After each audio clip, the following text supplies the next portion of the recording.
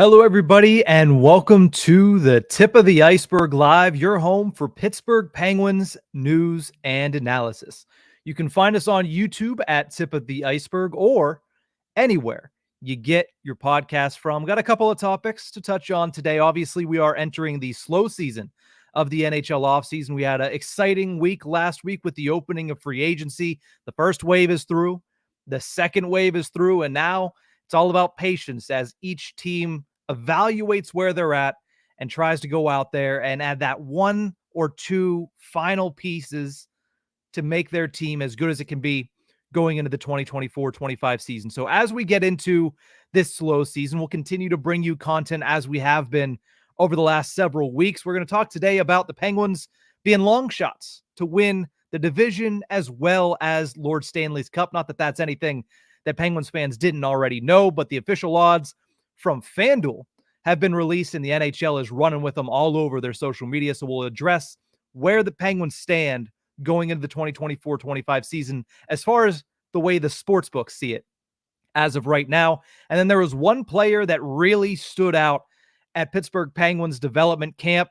You can't look at any tweets, any updates from UPMC Lemieux Complex today without one specific player being mentioned. We'll talk about him in just a little bit. And then, of course, we'll answer all of your questions, so make sure you're throwing them into the comments section.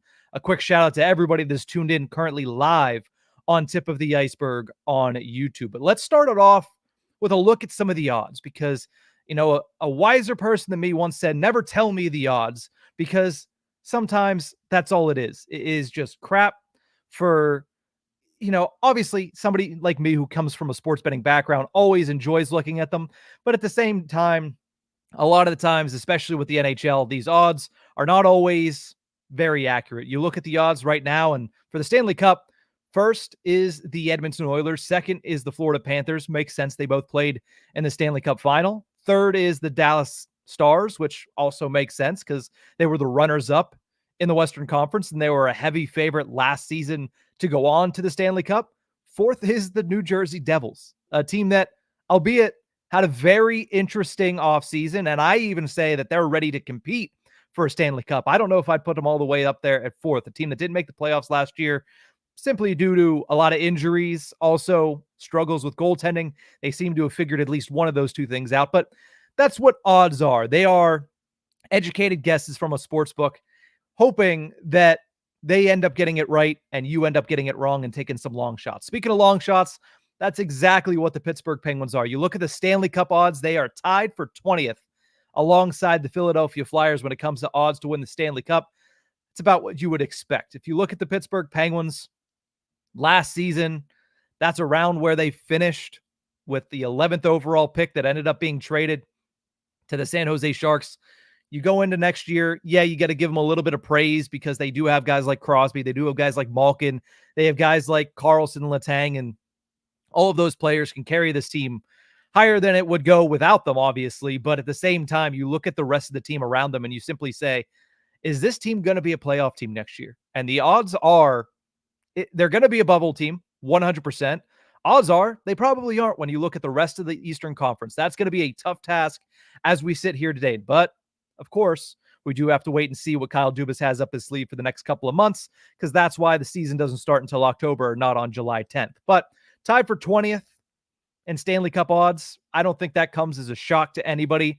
It's not a bet I'm placing money on personally, but what it gets really interesting is when you start to look at the Metropolitan Division, the odds for that division championship. No, I wouldn't predict the Penguins to win the division either. But when you look at the way that it is laid out from FanDuel Sportsbook, it gets really interesting. Penguins are tied for fifth once again with the Philadelphia Flyers. There's something about Philly and Pittsburgh that I guess FanDuel decides is very similar. But when you look at the Metro Division in total, they have the Devils being the odds-on favorite to win the division. Really loving their offseason moves is FanDuel. The Rangers, who are the defending champions in the Metro, are second. The Canes are third, and I think we can all agree that that is undoubtedly the top three in the Metropolitan Division, and there's a little bit of a gap there between them and the rest of the division. It's Devils, Rangers, Canes, however you believe it is. I would probably put the Rangers first again, then the Devils, then the Canes, but FanDuel has something different. But then, like I mentioned, it gets really interesting here. New York Islanders at number 4. Flyers and Pens tied at 5. Caps at 7th. Columbus at 8th. No, I'm not going to mention anything about the Columbus Blue Jackets. I think they're right where they belong in this list. The Isles at 4 are interesting. I understand. They were a playoff team last year. They ended up being the team that finished, I believe, 3rd in the Metropolitan Division last year. But at the same time, that team was highly unimpressive. They were the best of a bad bunch. Going into next year, the only addition that they made is signing Anthony Duclair to a 4-year deal. I like Duclair. I do. But him being your only addition, I'm not exactly sure how that has them above teams like the Flyers and the Penguins, who I think are right on par with them. But more importantly, the Washington Capitals were very busy this offseason. I liked a lot of what the Caps did, outside of course, today's big news being that Cap Friendly is officially gone and done, and that was at the hands of the Washington Capitals. And outside of, obviously, bringing in Pierre-Luc Dubois, who comes in with a horrendous contract. I like everything else that they've done. Let me pull up their Puckpedia right now, because thinking off the top of my head, obviously, a lot of people are going to give them crap for the Dubois trade, and it is what it is. They're taking a chance. They're taking a risk on a player that, when he's at his best, is pretty good, but hasn't shown to be at his best in a very long time and is overpaid. They bring in Andrew Mangiapane. I like that addition for them. They bring in Brandon Duhaime. I like that addition for them. They're going to rely on their young players, guys like Hendrix Lapierre, guys like Connor McMichael for another year. I like that. Matt Waugh, really solid addition. Jacob Chikrin, I liked what they did there. They also were able to get him at a very cheap clip when it comes to acquisition cost. I think the Caps should be higher on this list. Honestly, going into the playoffs last year, I said the Caps were thoroughly unimpressive to me. I think the additions that they made, they are the best of the 4 teams right here in the middle of the Metropolitan Division. I would put it as the Caps first. Then I'd probably put, depending on how good Matvei Michkov is, I might put the Flyers there, and then I might put the Penguins. The Flyers and the Penguins right now are interchangeable. You ask me any day, I might flip. It depends on, how good Matvei Michkov is, and also, how healthy the Pittsburgh Penguins can stay this season, because that is once again going to be one of the biggest factors for the Pens heading into this season. But I just thought the Metropolitan Division odds are very, very interesting. Obviously, you have the top 3, but the Isles at 4, that one just doesn't make sense to me. And I might be a little too harsh on the guys from Long Island, but at the same time, that team was unimpressive last year. I think the head coach in Patrick Waugh is thoroughly unimpressive. And I think their only addition being Anthony Duclair is not anything that, to me, should have them above some of the other teams on this list. I think the Caps, I think they've done it right the last 2 years. They sold off 2 seasons ago. They went young last year, and they gave McMichael and Lapierre opportunities. Those guys proved to be decent pieces, and now they're going to build off of that this upcoming season, and they add some really bona fide pieces on the back end. I like what the Caps did, and I hate to say it, but I do like what the Caps did. Certainly more than the Isles, certainly more than the Penguins. Flyers kind of held pat, but everybody knows the biggest move that they made was bringing over Matvei Michkov, and we'll see how good he's able to be in his rookie season. So as far as them being a long shot, that one is pretty obvious. I personally wouldn't put my money on them to win the Cup or to win the Metro Division, just because I do think that is far and away outside the realm of what they should be shooting for at this moment. Because, even the general manager said last week, he alluded to, I shouldn't say he said, because he didn't. He alluded to the fact, and his moves allude to the fact, that this is a team that is going to probably be rebuilding for the foreseeable future, while still hoping that the team on the ice overperforms, gets to the playoffs, makes some money for the organization, and potentially make some noise on the back end as well. Let's move on over and talk a little bit about one name that has been all over Penguins Twitter over the past week, honestly, but today especially, with the Pittsburgh Penguins development camp coming to a close with a 4v4 prospect tournament, 3 teams. 1 team comes out victorious. Owen Pickering is the main name on the winning team, but the one name that has been all over Penguins Twitter. Goaltender Sergei Murashov. Impressive, to say the least, based on the reports that we're getting out of Cranberry. Friend of the show, Jeff Taylor, was there. He was thoroughly impressed based on what he had to say. Taylor Haas of DK Pittsburgh Sports has been on the Murashov train really all week, doing a great job covering his first development camp with the Pittsburgh Penguins in North America. This guy, for all intents and purposes, has been an absolute stud since he was drafted by the Pittsburgh Penguins in the 4th round of the 2022 NHL draft. He has ridiculous numbers throughout his entire career in the developmental league in Russia, the MHL.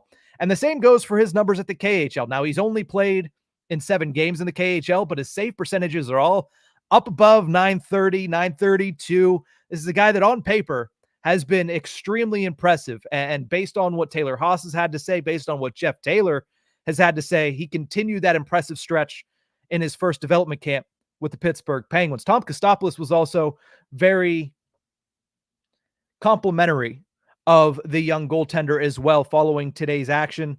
But you look at what he was able to do today, specifically on paper, 4v4 tournament, 2 shutouts to start the day. And in the 3rd game, the championship game, he gives up 1 singular goal. And that goal comes at the hands of the Penguins' top prospect overall, Braden Yeager. So in 3 games, 1 player able to beat him. And that's a player that, as Tom Kostopoulos said after practice today, could potentially vie for an NHL spot in September. I would consider that a long shot as well, based on what we have seen the Penguins organization do over the last couple of seasons. But hey, if that is the level of player that it takes to beat Sergei Murashov, that is a very, very bit of high praise and very big performance from a young goaltender. When you look at the Penguins goaltending situation right now, yes, it's questionable at the NHL level. You have Tristan Jarry, whose future is uncertain to say the least. You have Alex Nedeljkovic, who the Penguins like and they're going to keep for the next 2 years. But if you look in the pipeline, Taylor Gauthier was one of the best goaltenders in the ECHL last year. He's not a guy that projects to come in and be a starter for the future for the Penguins, but he is a guy that could potentially be a very solid backup if he continues to progress the way that he has progressed and develop the way that he has developed over the past couple of seasons. And then, of course, you have Joel Blomqvist, the apple of everybody's eye last year from the American Hockey League and the Wilkes-Barre Scranton Penguins. He was an absolute animal, ends up going to the American Hockey League All-Star game in his first professional season with the Pittsburgh Penguins. He's a guy that a lot of people are saying could potentially be ready at some point this season. I'm somebody that says that it's almost guaranteed that he makes his NHL debut in 2024-25 because he has just been that impressive. If you add Murashov to the list, who up to this point has just been this shadowy figure over in Russia who continues to be dominant in the MHL and KHL, now we get actual eyes on him.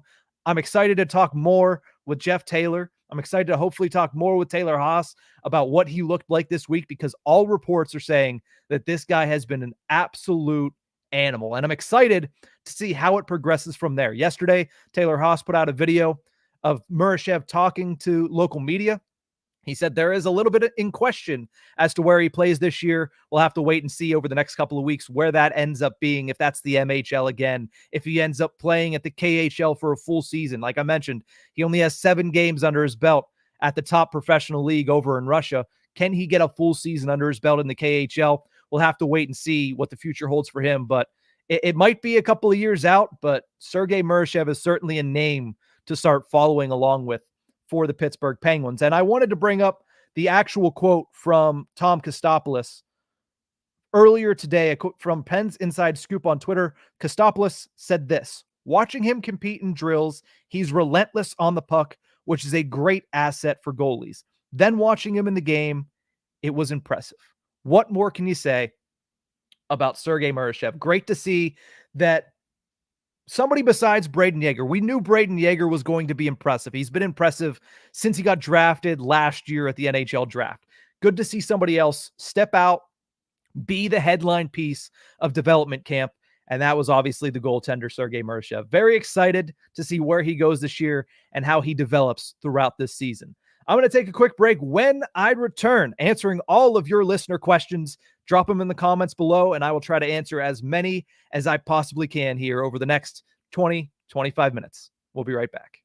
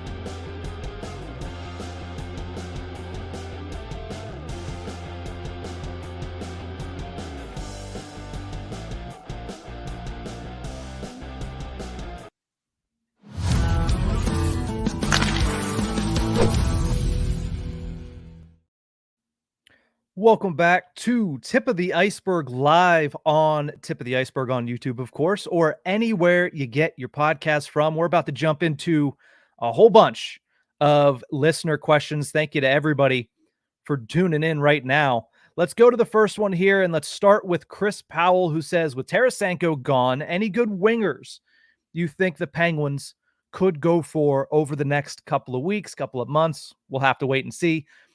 Chris, the one thing I'll tell you is the free agent market is wholly unimpressive, right? You look at what the Pittsburgh Penguins potentially are going for. They're not going for a Daniel Sprong-esque player. The one hole that they have and the one hole they still want to fill is top-line winger next to Sidney Crosby. That player doesn't really exist on the open market right now. And I don't think that player, outside of maybe a Drew O'Connor, that player doesn't really exist in the Penguins organization right now either. So I think with Tarasenko gone, who I thought would have been a great fit, and he would have been great to see him join the Pittsburgh Penguins, potentially play with Evgeny Malkin, and then move some other things around. Raquel maybe up with Crosby on his off wing. You know, we went into all of this last week directly before Tarasenko signed with the Detroit Red Wings. But with Tarasenko gone, who I thought was a great piece, I think it comes down to the trades. We talked about it last Thursday on the Tip of the Iceberg, 3 names that are still out there and massive names. Nikolai Ehlers, who we had talked about the potential of a Ehlers McGroarty package coming back to Pittsburgh. It's going to cost a lot for the Penguins, but you do get a 20-year-old that immediately becomes a top-tier prospect out of Michigan in Rutger McGroarty. I think that might be, I don't know if that's an option. I don't, because I don't know if Kyle Dubas, despite getting that 20-year-old, I don't know if Kyle Dubas is really willing to give up what it's going to take for a package that includes Ehlers, who is a tremendous top-line winger and would immediately be that guy right next to Crosby, and McGroarty, who is one of the top prospects right now in the NHL, not just the Winnipeg Jets organization. So I think that would be a tough one to come by, but I do think that whoever the Penguins get, it's going to be through a trade. It might be a name, and honestly is most likely a name that none of us are even looking at. So that's what I'm looking at for the Pittsburgh Penguins as far as what they're going to get for their next winger.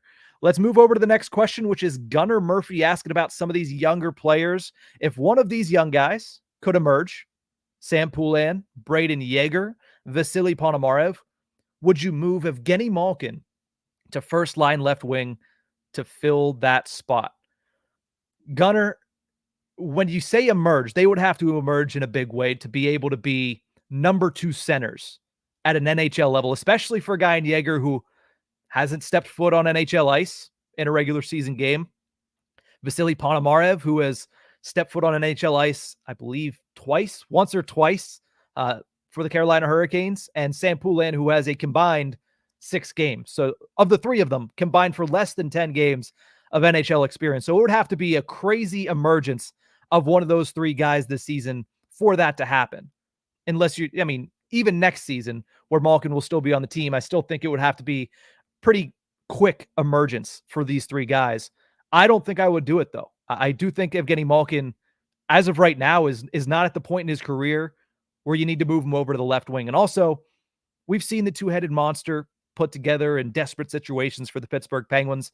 I still think the Pens are best served with Sidney Crosby as the 1C, Evgeny Malkin is the 2C. And I know that a lot of people have seen the Draisaitl McDavid stuff over the last couple of seasons. I don't think the Penguins are at that point with Evgeny Malkin and Sidney Crosby, especially at this point in their career. I think you should stick with Malkin as your 2C because, as I've mentioned late last season, I mentioned this offseason as well, last year, production-wise, he was among the top 5, top 10 when it comes to producing for second-line center. So I think he's perfectly fine there.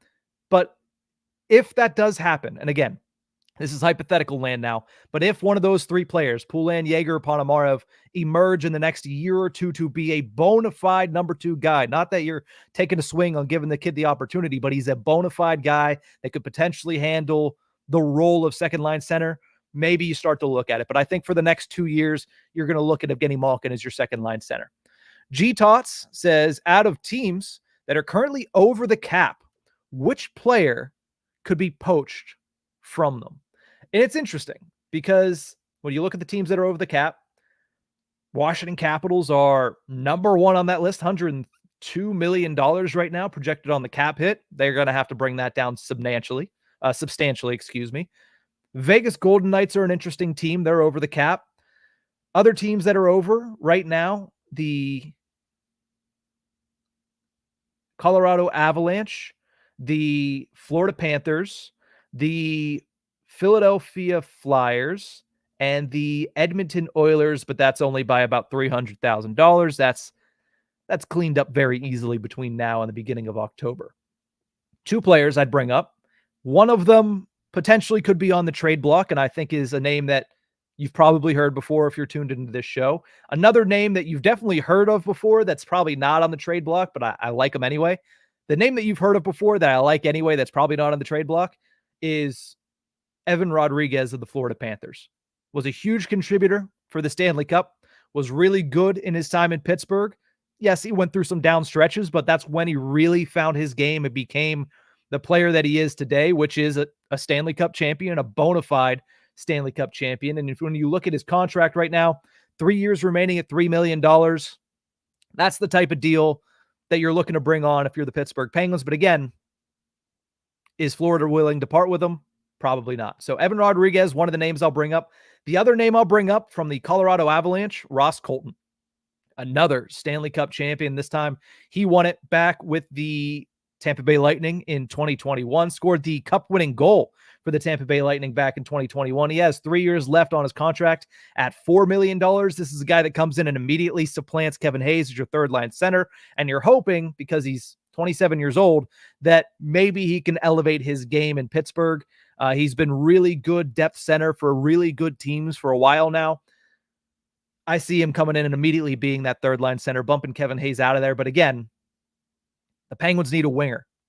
Are they going to bring in a guy like Ross Colton without sending somebody else out in a Lars Eller, in a Nola Chari? They're not going to trade Kevin Hayes. They just acquired him, even though it was basically we want a draft pick. That's what we're going to do. But Ross Colton's a name that intrigues me on a team that has too much salary cap space in the Colorado Avalanche. Peter Swistock wants to know, do you think Tanner Howe is going to play in the American Hockey League this season? Tanner Howe, obviously draft pick this year by the Pittsburgh Penguins. Let me bring up his hockey DB real quick, because he was, I believe, the first or the second, 46th overall. He was the second selection of the Penguins in the second round this year, left winger out of Saskatchewan. He's played 4 years with the Regina Pats, but he does have 1 year left of eligibility, I do believe. Let me look at his age, 18 years old. Yeah, so he's unable to play in the American Hockey League this year. So he's probably going back to the OHL or CHL, excuse me. But I'm interested to see, because it's going to be one last year, I'm interested to see how he looks when he comes back for camp in September. It's a name to obviously follow along with. He had a couple of nice plays that I've gotten video of from this past week. So it's a name to follow for sure, but I would doubt that he plays at the American Hockey League level this season.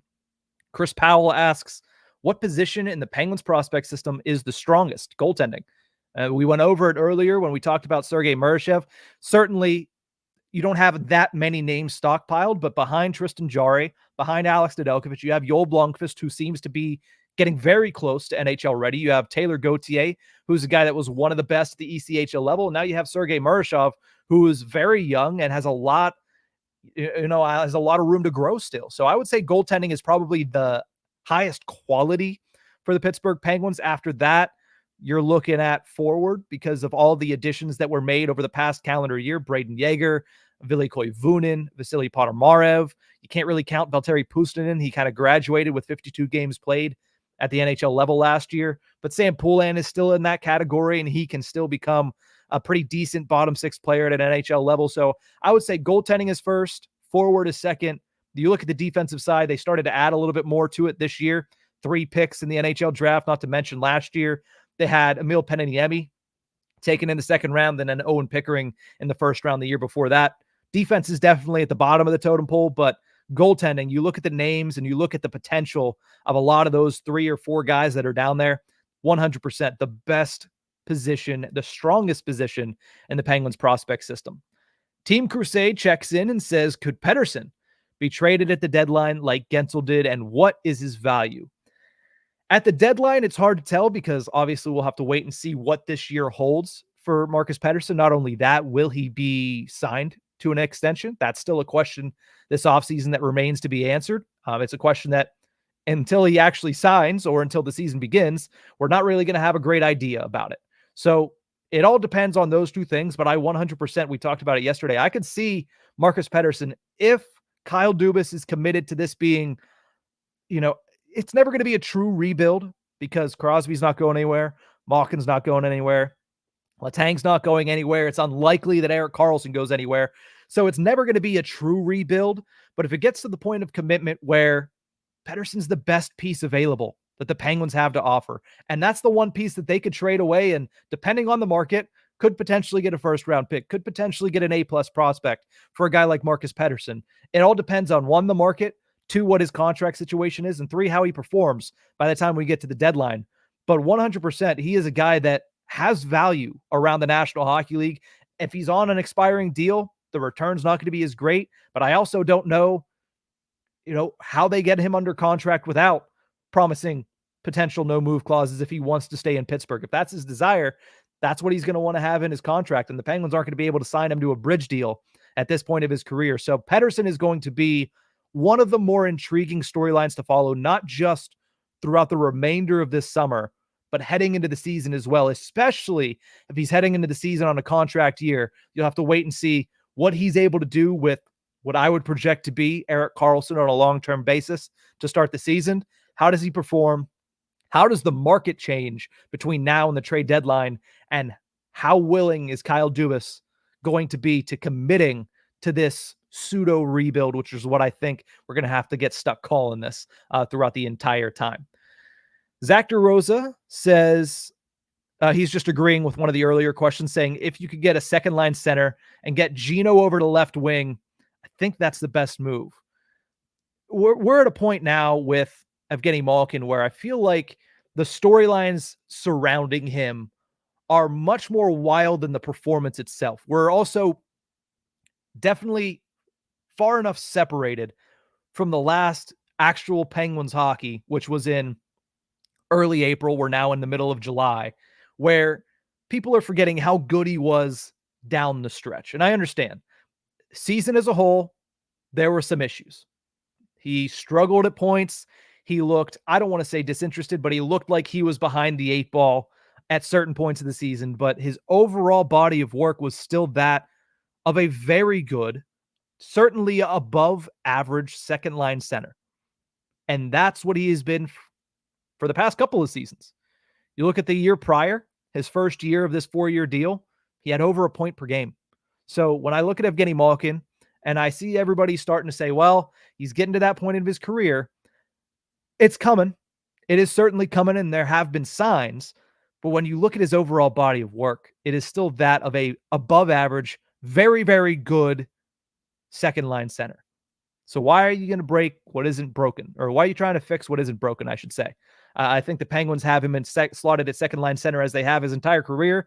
And I think that remains certainly for this season. We can obviously reevaluate and have a different conversation about his final season of this contract and what potentially could be the final season of his career.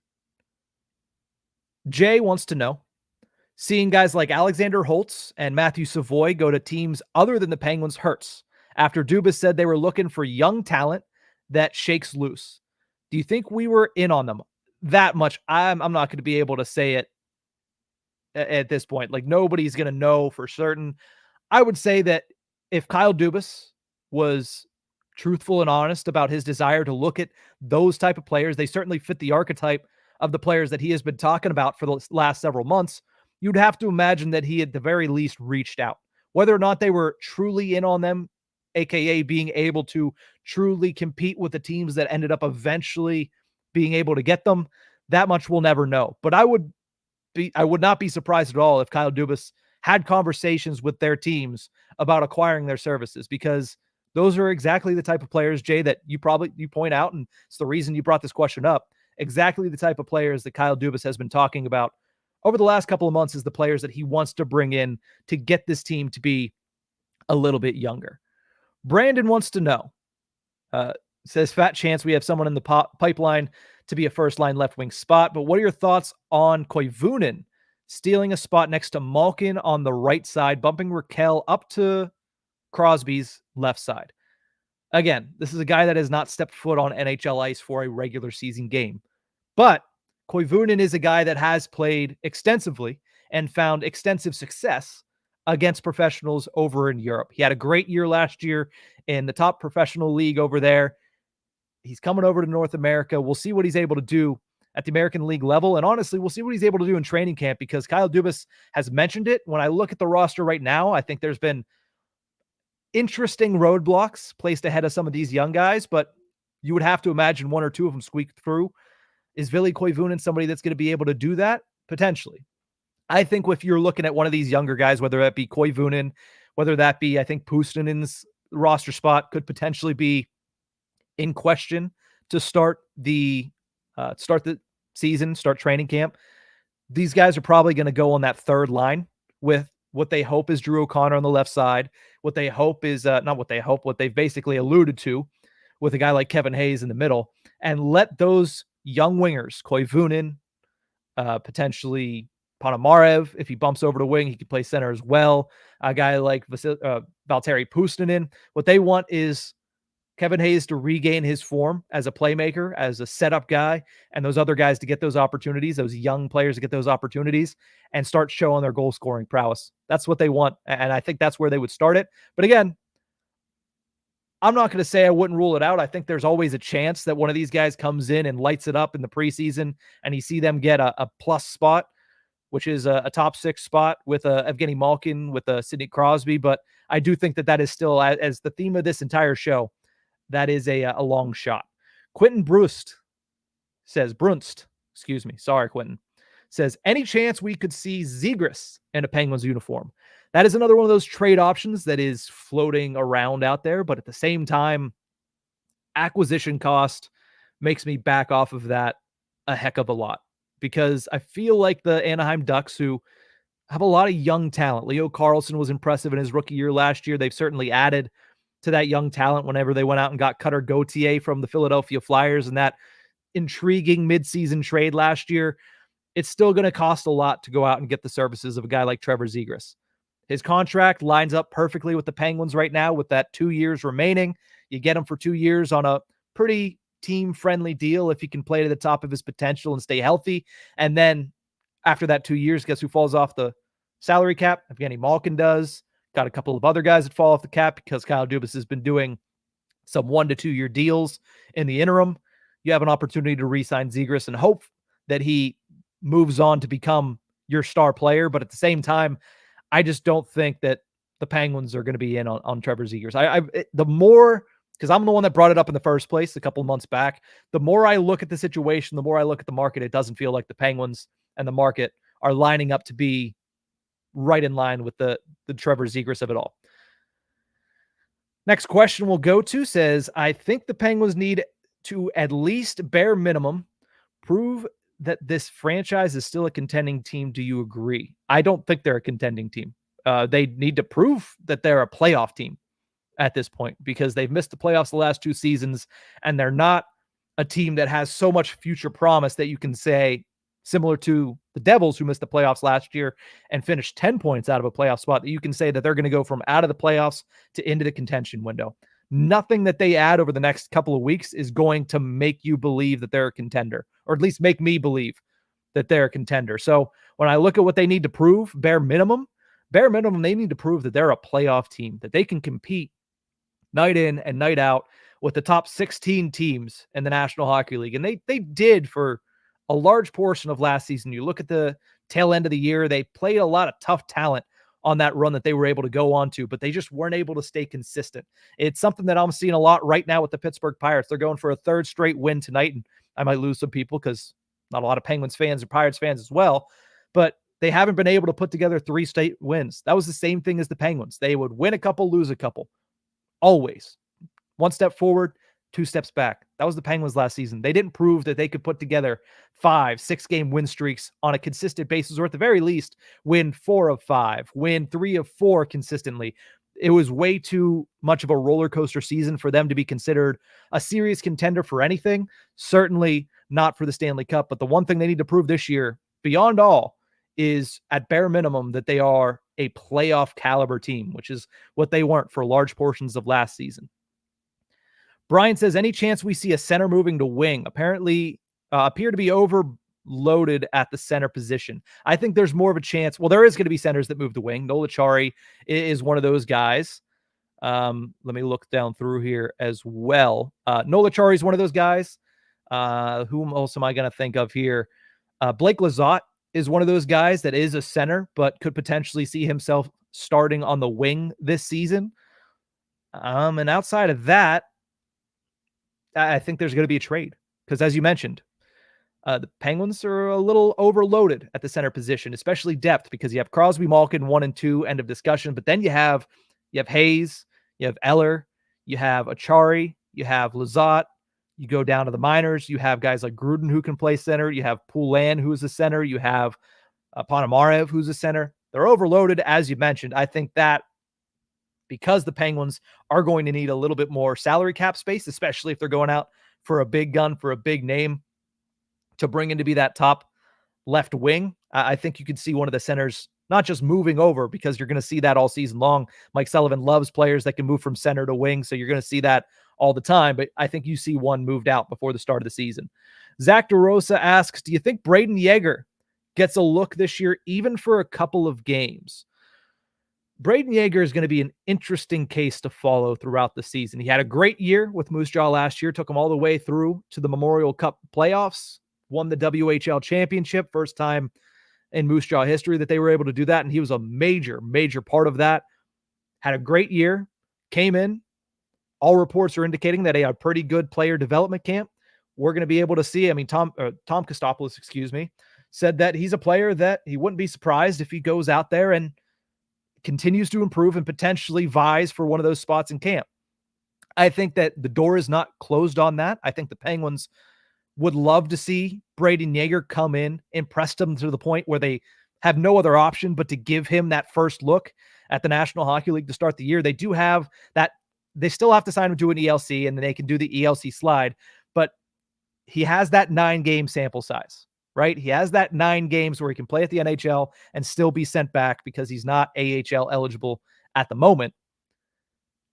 I think that it all depends on how good his start is at training camp in September, because like I mentioned, the door is not completely shut on it, but he's going to have to come in and be increasingly impressive to pass over guys like Poulin, who are going to be vying for positions, guys like potentially Puustinen, potentially Koivunen, all of these names we've mentioned. And then you throw in the guys that were signed this offseason, Blake Lizotte, Anthony Beauvillier, guys like Kevin Hayes is a center, so maybe not him, but he's going to have to outperform guys like that, especially because there's no spot for him at the American Hockey League. So I think again, theme of the show, long shot, but I do think the door is not closed on Braden Yeager getting an opportunity early this season if he is that impressive in training camp.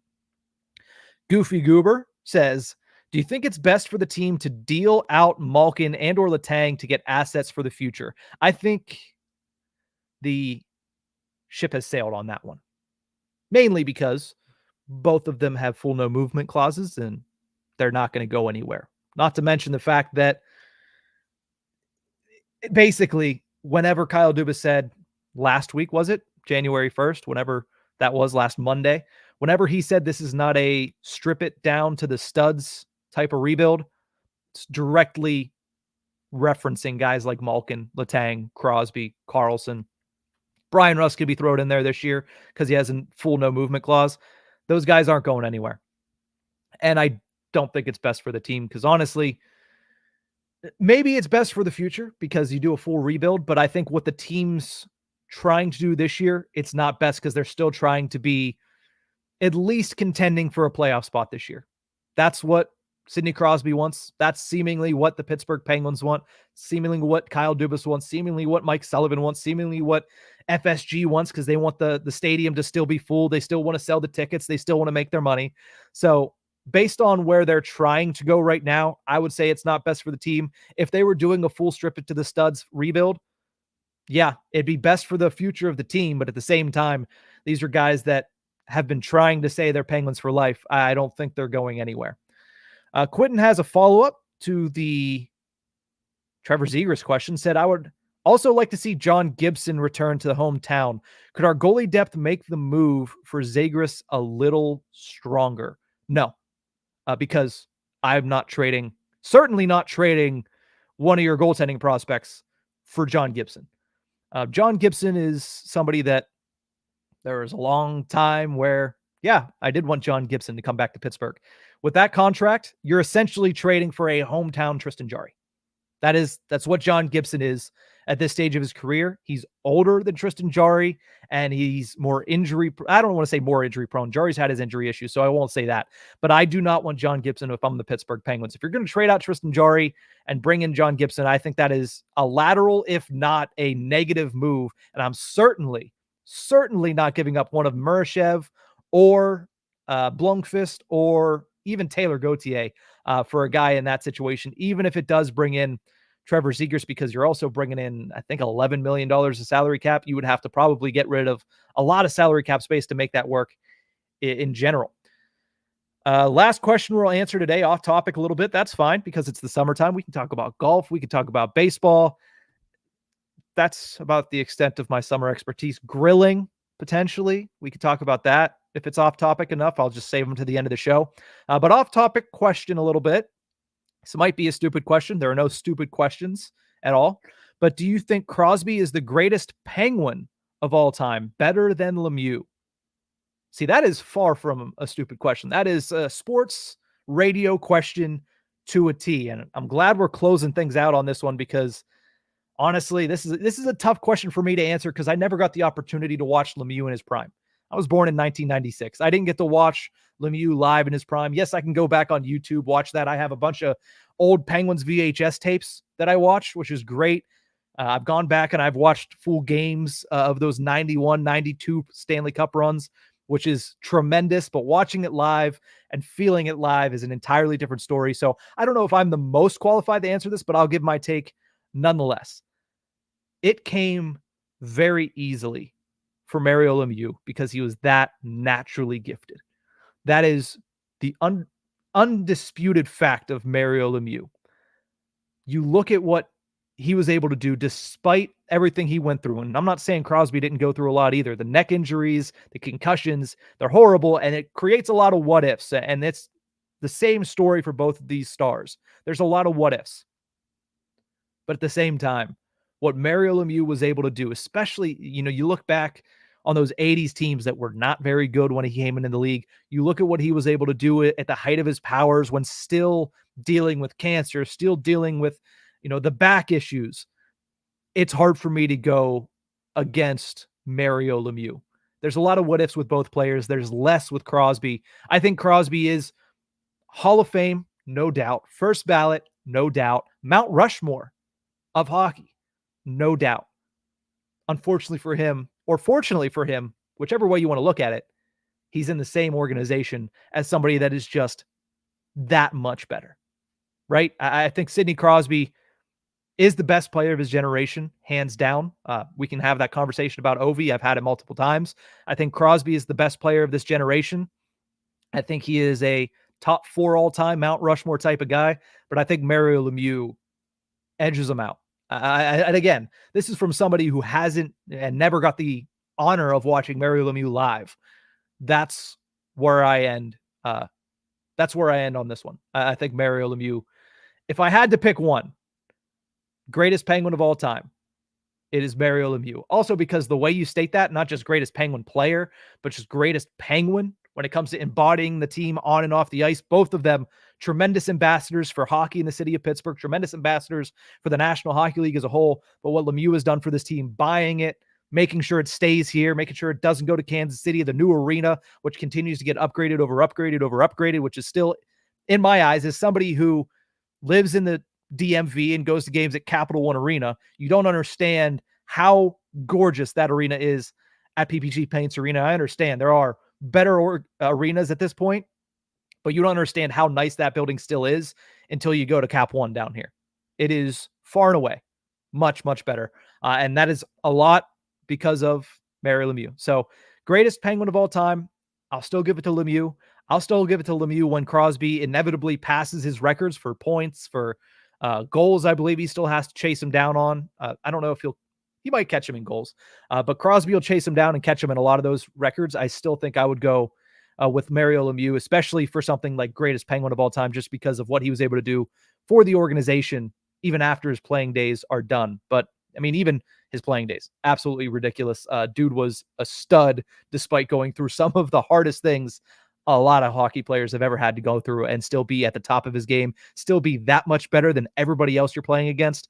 I got to give it to Lemieux. And that's just, it's my opinion on it. Let me know in the comment section what your opinion is on it, but I'm going to go Lemieux over Crosby, but that's not to say that Crosby isn't one of the greatest players in the history of the game. I already said it multiple times, Mount Rushmore for that one. But that is going to do it for this episode of Tip of the Ice-Burgh Live. Thank you guys so much for tuning into this one. Remember, you can find us on YouTube at Tip of the Ice-Burgh or anywhere you get your podcast from.